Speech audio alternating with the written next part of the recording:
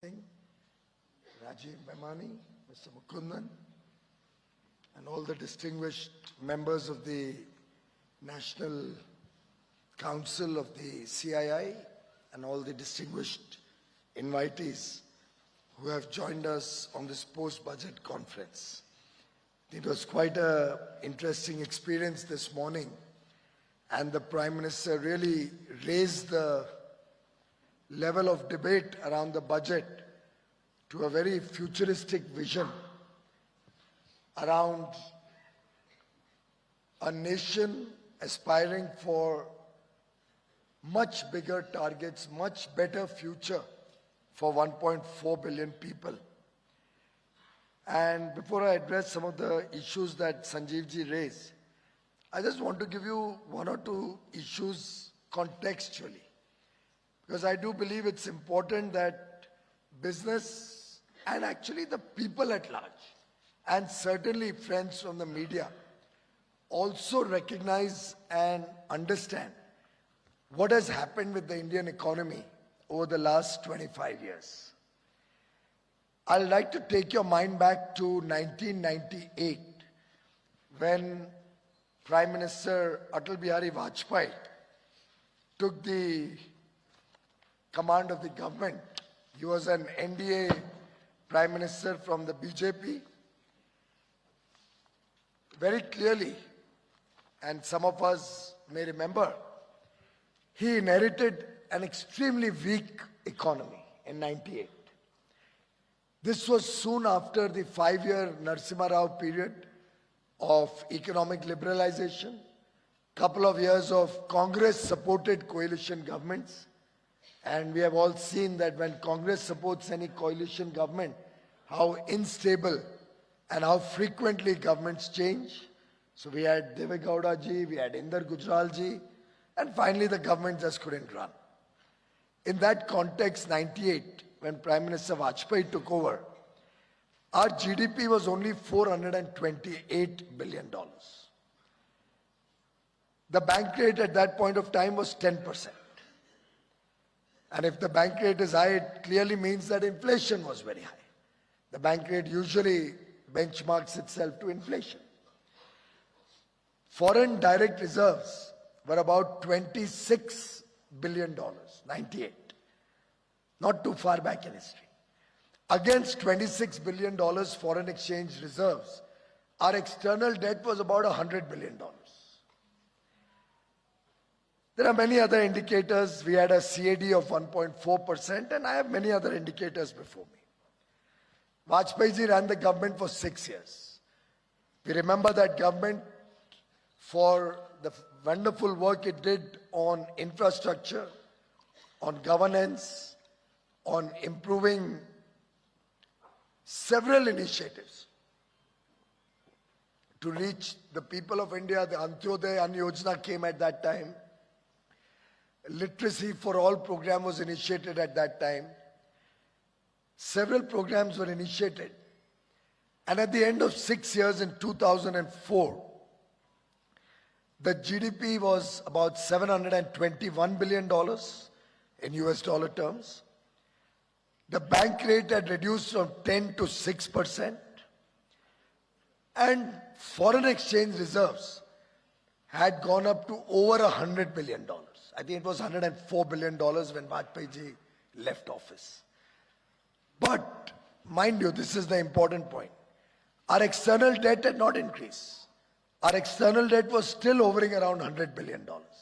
So we increased our foreign currency reserves 4 times without increasing foreign debt, strengthened the economy, left behind a very strong economy in 2004 for Mr. Chidambaram to take over. Many people may not remember Chidambaram ji's budget speech of 2004, but I distinctly remember that both the economic survey and the budget speech had acknowledged that they have inherited a very strong economy, a very strong macroeconomic fundamental based economy which would hold them in good stead to look for inclusive growth and look for faster growth. I can also share with you that growth rates in 2004 were at about 8.4%. In 2004, growth was at 8.4%. Inflation had fallen to about 4% or thereabouts, somewhat around 4%. I still remember this off the top of my head. And obviously, if inflation was 4%, that's why the bank rate came down to 6%. 10 years of Congress-led UPA government. And UPA is no different from the current India alliance. It's the same partners. DMK is there, TMC is there, communists were there for part of the time they were not there. It's the same lot that today we see in the India alliance that was a part of the UPA. Sonia Gandhi ji was chairperson of UPA, that ran the government, micromanaged it, albeit from the outside. But in 2004, what did they leave behind?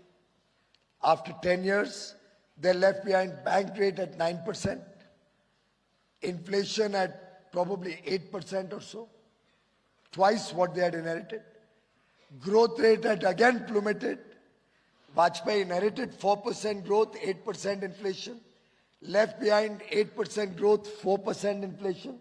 Mr. Rahul Gandhi's party or the UPA, again in 14, left behind for Mr. Modi, 8% inflation and 4% growth. Look at the play over the entire period.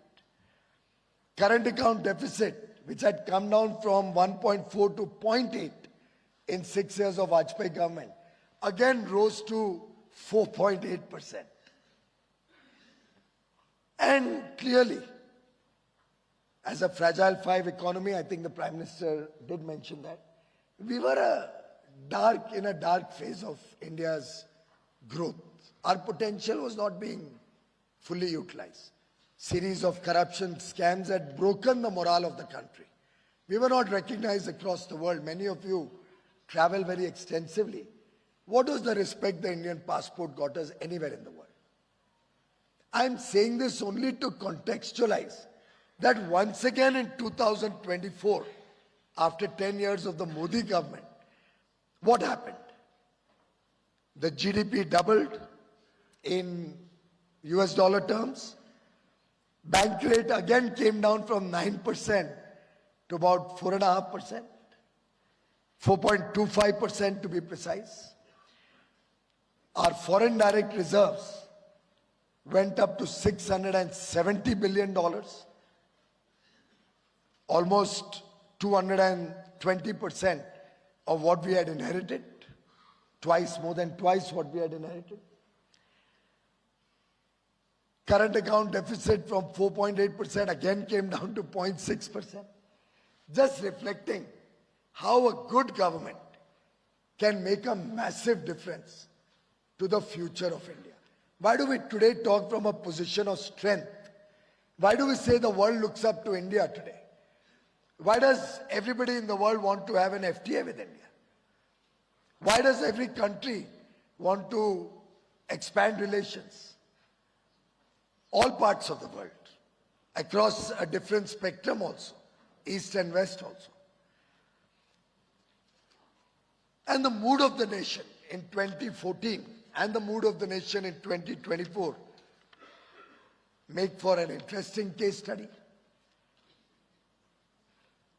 I want to draw your attention to one more aspect of the past before we go into the future. In 1991, the size of India's economy in US dollar terms, the GDP, was $270 billion. Kindly note this figure, $270 billion. And in 2021, 30 years later, India was at $3.17 trillion. By 2023, this had grown to $3.55 trillion. So in about 32 years, our economy grew by 13x. 13 times in 33 years. Of course, if I stop it at 25 years, even then the economy grew by 9 times. By 2016, from 91 to 16, our economy was $2.29 trillion. So about, in US dollar terms, 9 times. I'm sharing this perspective with you only to give you the confidence. Then when we look at a $3.5 trillion in 2023, or roughly $4 trillion in 2024,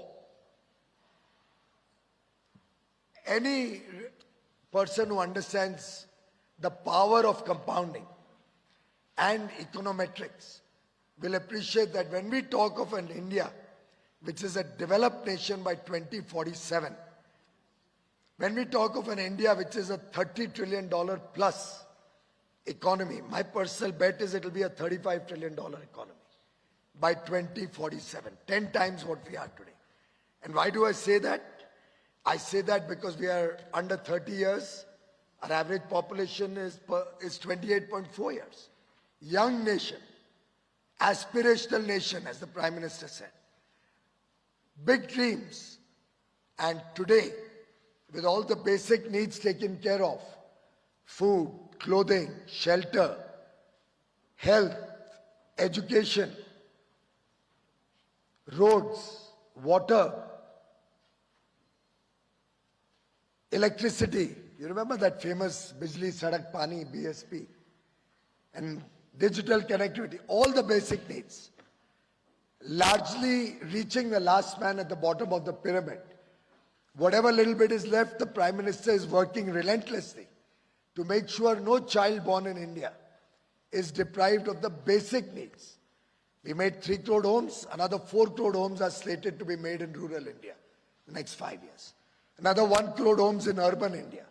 Slums, jhuggi jhopadis, bastis, hoping to be rehabilitated in situ by cross-subsidization like the Mumbai model. Empowerment is what we are trying to do. Get 1.4 billion people empowered, ready to take the future head on.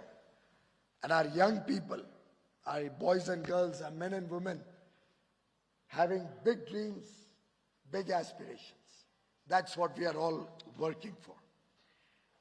And friends, all of this, I'll conclude by talking about the 10 principles on which we center our government's working. Prime Minister spoke about minimum government, maximum governance, spoke about skill, speed and scale, and we've all experienced the speed at which government initiatives go down, the scale at which the country is progressing, and skill, which is of course very much evident across the budget. But we are also looking for a corruption-free India. We also look for transparency in all that we are doing. We are focused on digitization to bring modern technologies into India. We are focused on innovative financing models. Yet, every one of our commitment made in the budgets, we meet. You don't have to look at revised estimates to really figure out what's happening in government.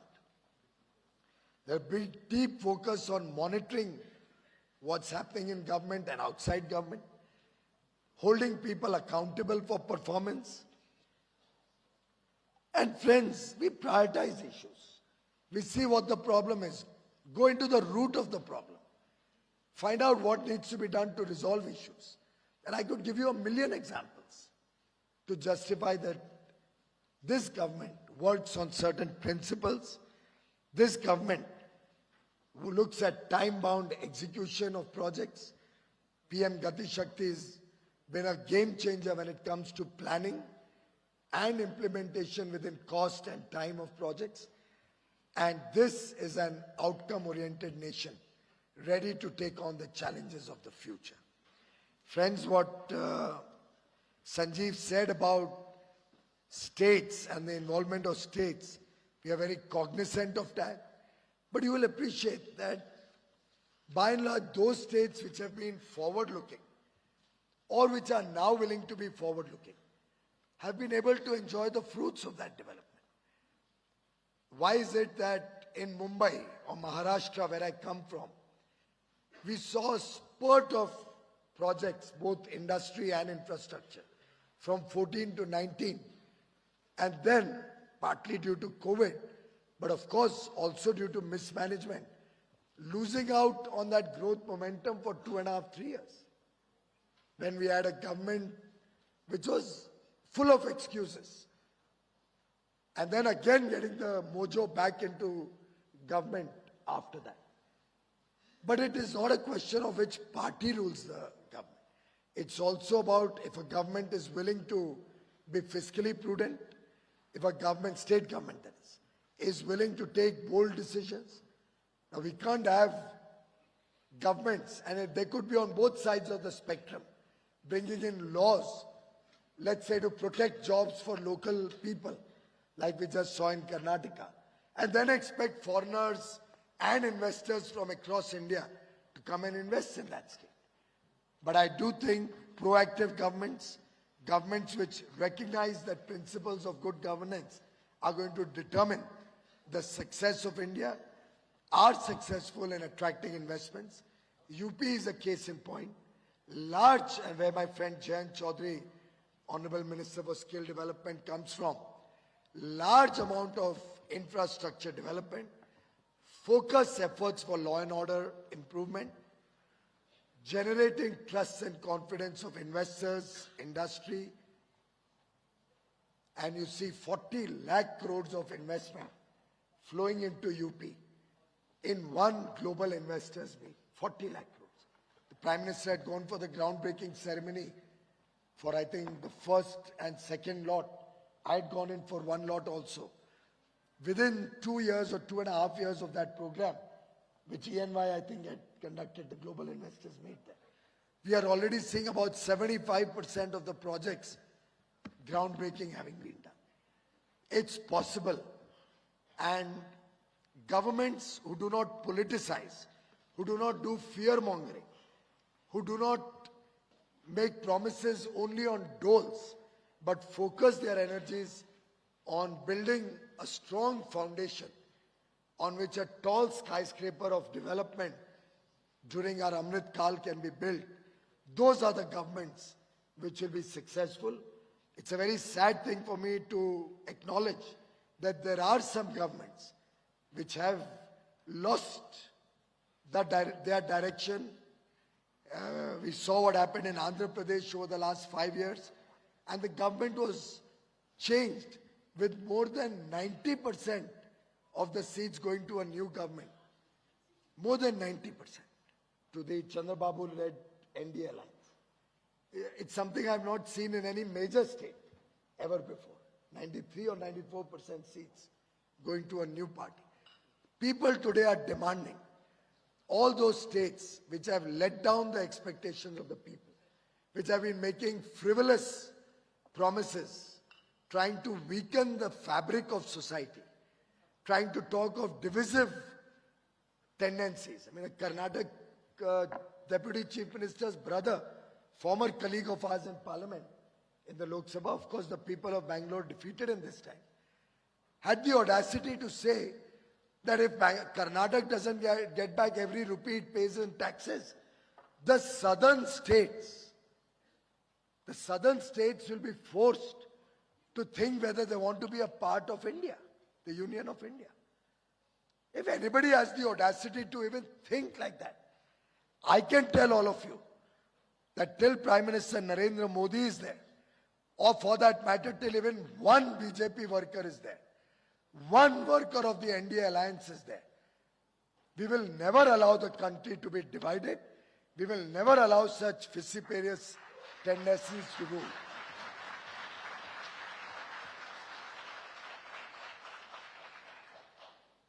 So let's go forward with confidence. Bharat को विकसित भारत बनाना हम सबकी सामूहिक जिम्मेदारी, हम सब मिलकर करेंगे और वो अवश्य होगा. फ्री ट्रेड एग्रीमेंट्स हमने 4 किए हैं, पर आप देखोगे extent of public consultation, never before has any government. Some of you were engaged. We have friends here who were engaged in the negotiations with Korea, Japan, ASEAN. almost unanimously industry comes and cries with me that bada unfair agreement ho gaya. The agreement does not give a win-win for both sides. I'm helpless. Those agreements were made before we came into government. I'm helpless to change it until we close renegotiation.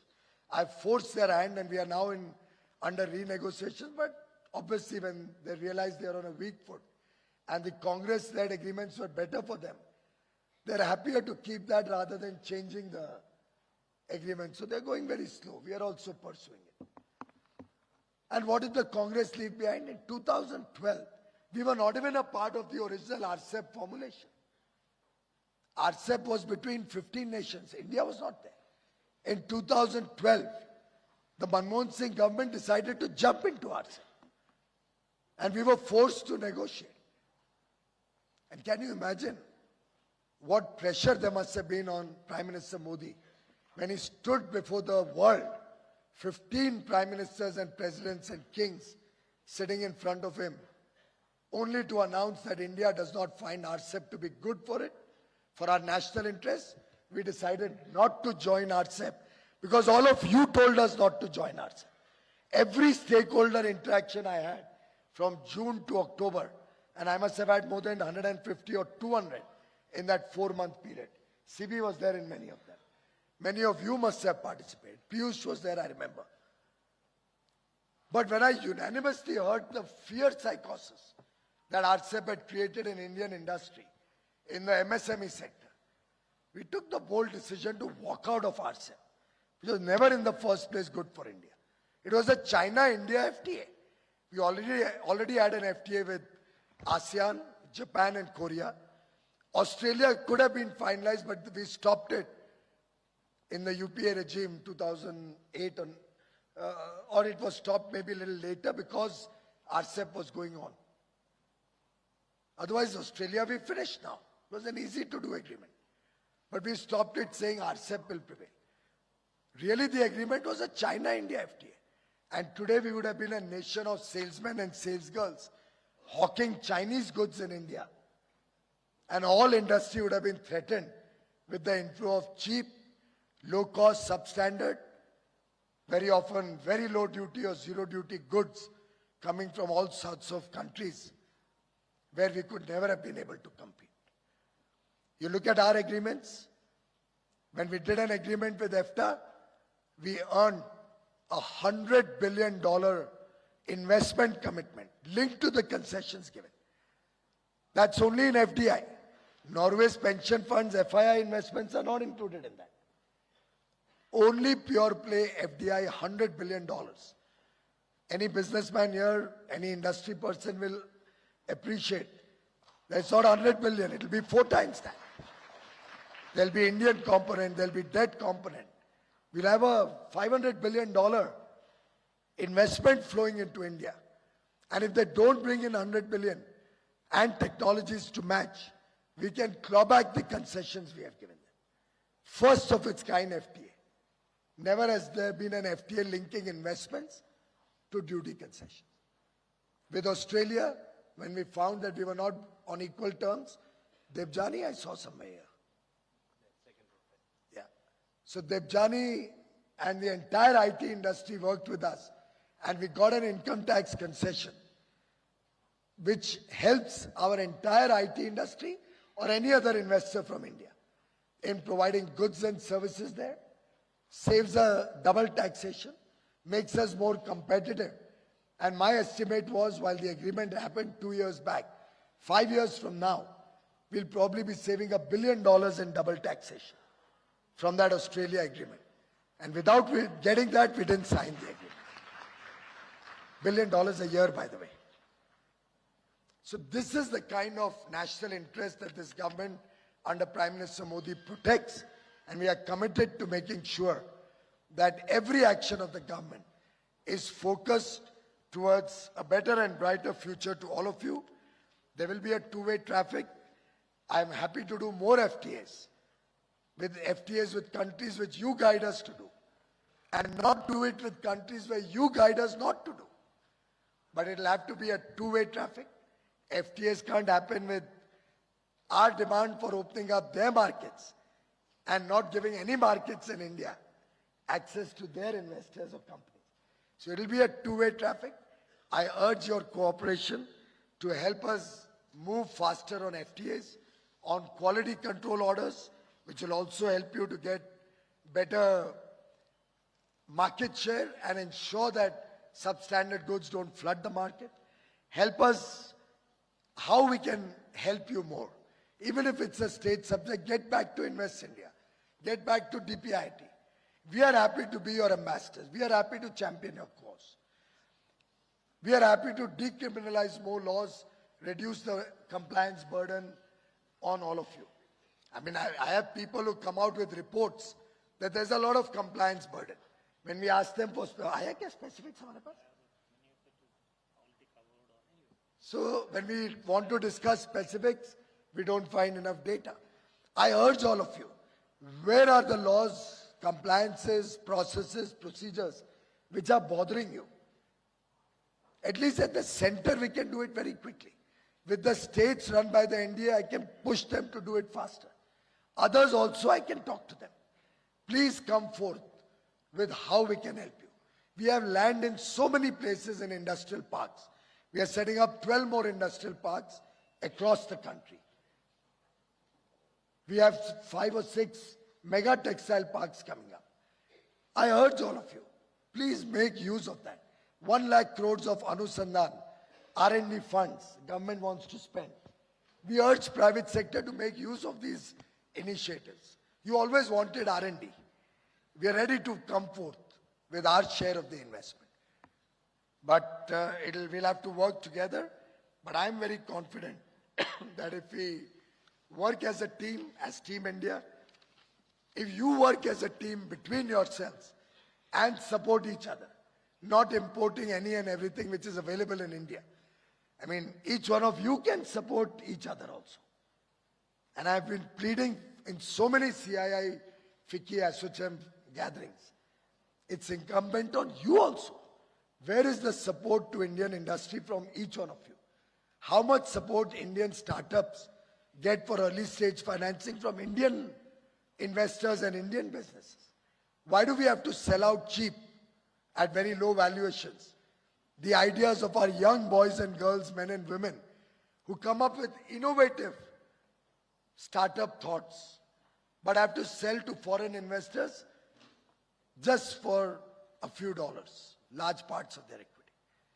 I urge all of you, once again, please be more forthcoming to support our startups, support our MSME industry, use the benefits of government, take the benefit of all of us wanting to help you in the states, engaging with you for smarter and better FTAs, engaging with you to decriminalize, but it will have to be both of us working as a team.